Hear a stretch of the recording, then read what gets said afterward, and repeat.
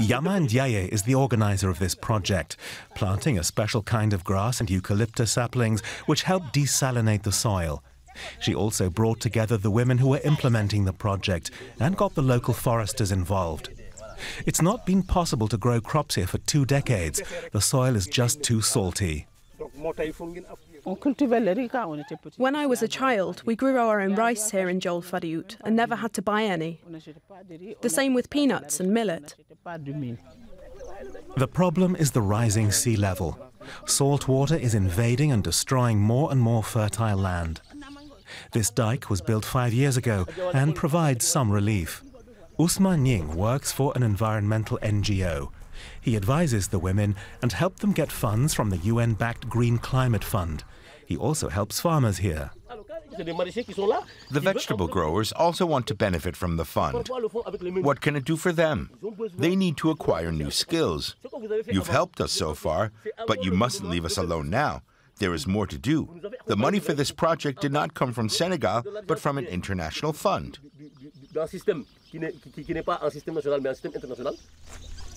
The soil the women are working on is still salty, but they want to find out whether they can already resume farming here.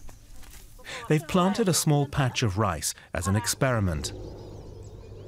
They'll know in about 2 months if the soil is recovering and will yield a crop. A tanker truck suddenly appears. The driver has evidently just dumped a load of human waste. Yaman Ndiaye is really angry.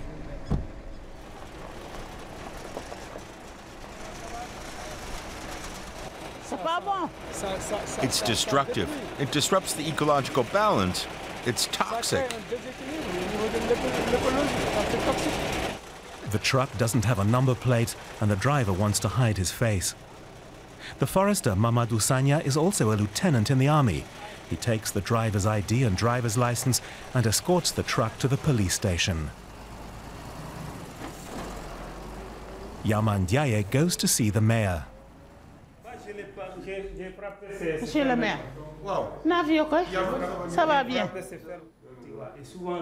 Mamadou Sagna also shows up.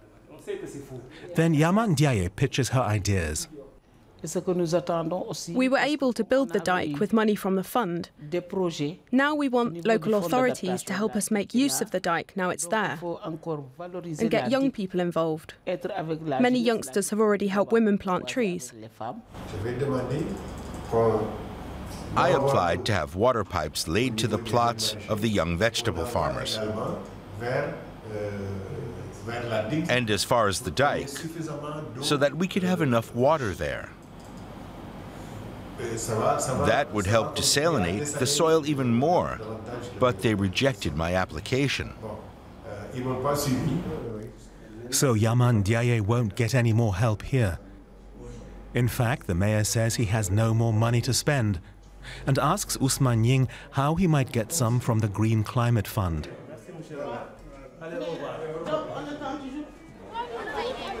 The rising sea level is also having an impact on Joel Fadiout's busy fishing port.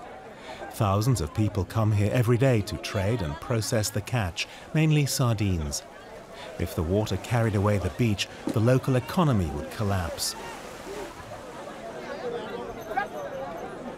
A breakwater was built a few years ago to slow erosion, but it's in poor condition and is in urgent need of repair. The fish smokers were too small to start with, and now they're broken. With no help available from domestic sources, all eyes are on international bodies. In order to launch a project, you have to know how to do it. You have to know what the requirements of the fund are, what kinds of projects it backs. So there's a whole set of elements you have to understand. And then the project has to get through several rounds of evaluation. Despite all the difficulties, the women have already achieved a lot. Nothing's been grown here for a long time. Is the ground dry and hard? Yes, dry and hard. And there's lots of clay in the soil. Will melons grow here? We're trying. We'll see if they grow or not. A year ago, the local authority gave Yaman Diaye's women's cooperative the land they've been working on. It had been waste ground. The 40 women share the 4-hectare plot. After the rainy season, the donors are going to drill a well and teach the women how to grow vegetables. Then they'll really get to work. Women in Senegal are at a great disadvantage because only men inherit land. It's an exceptional opportunity for this women's collective to earn their own money here. In the evening, they head to the coast, where they planted mangroves 2 years ago.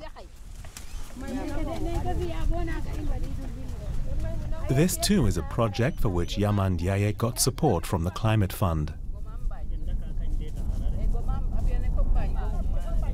The women cut and plant shoots from their burgeoning mangroves.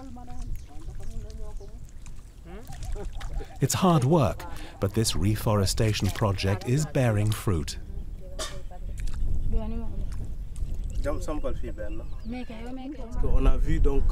Strong winds have destroyed many homes, but nothing happened around here. We think that has to do with the local ecosystem, with the reforestation project and all the mangroves we have here now.